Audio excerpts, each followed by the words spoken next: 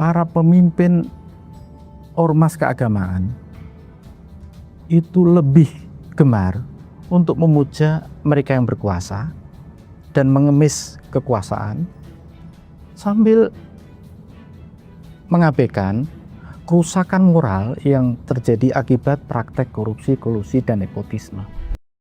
Apa yang disampaikan oleh Pak Sugidi barusan adalah sudah disampaikan oleh Imam Al-Ghazali di abad terdahulu ya. Fasadul ra'iyah bifasadil umara, fasadul umara bifasadil ulama, fasadul ulama bihubbil mali wal jah. Rusaknya sebuah tatanan kebangsaan adalah karena pemimpinnya. Rusaknya pemimpin adalah karena ulamanya. Karena rusaknya ulama adalah karena cinta dunia dan jabatan. Ada juga orang ganti nama tapi niatnya lain itu. Niat untuk menghilangkan keningratan. Sebaliknya ada yang namanya biasa tapi karena ingin jadi raja, dia pakai seluruh peralatan raja, gimmicknya dibikin raja-rajaan, kira-kira gitu. Ya. Nama depannya Joko-Joko gitu kalau nggak salah itu. Enggak, dia mul. Oh, dan mohon diikhlaskan untuk tidak disebut Bapak di sini. Siap. Dan mohon diikhlaskan kita tidak menyebut diri kita anak abah. Itu benar. Di ruangan ini jangan ada anak abah. Jangan ada. Ada semacam filosofi bahwa orang Jawa itu nerimo tuh. Daya tahan kebudayaan kita. Kalau pada akhirnya nerimo itu berubah jadi ngamuk gitu. Ini kalau itu ada fasenya barangkali. Ya, ada fasenya. Ada fasenya. Jangan terlalu lama fasenya. Para pemimpin ormas keagamaan itu lebih gemar untuk memuja mereka yang berkuasa dan mengemis kekuasaan sambil mengabaikan kerusakan moral yang terjadi akibat praktek korupsi, kolusi, dan nepotisme. Sekarang kalau kita lihat subsidi kita tadi kemarin ya kita bicarakan namanya soal gas, subsidi kita untuk bensin, subsidi kita untuk pendidikan, subsidi kita untuk kesehatan, itu semua banyak diberikan kepada mereka yang terlempar dalam sistem pendidikan kita. Jadi kitanya nggak memfasilitasi, otomatis mereka kalah. Karena mereka kalah, mereka ekonominya lemah, karena itu subsidi jalan terus. Lah kita mau menyelesaikan itu, luruskan ini.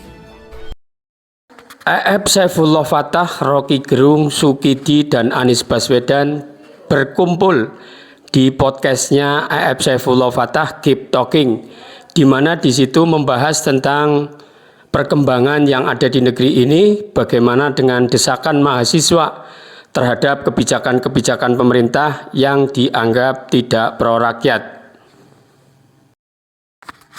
Memang sudah terbukti ya bahwa Anies Baswedan itu berani melawan kebijakan pemerintah pusat yang tidak pro kepada rakyat. Memang secara politik itu adalah pembangkangan, tapi sesuai kepentingan rakyat itu adalah menguntungkan rakyat dan pro rakyat. Oleh karena itu pernah Fahri Hamzah mengatakan bahwa Anies Baswedan adalah gubernur yang membangkang kepada pemerintah pusat. Itu dari penduduk Jakarta yang melihat gubernurnya itu tidak fokus melaksanakan tugas-tugas sebagai gubernur Jakarta, tapi lebih sibuk berpolitik dan bahkan berkompetisi dengan pemerintah pusat. Maka di situ sebenarnya Fahri Hamzah tidak mencerminkan sebagai seorang negarawan, karena kita sebagai seorang negarawan biasanya itu menyampaikan demi kepentingan rakyat, demi kepentingan bangsa.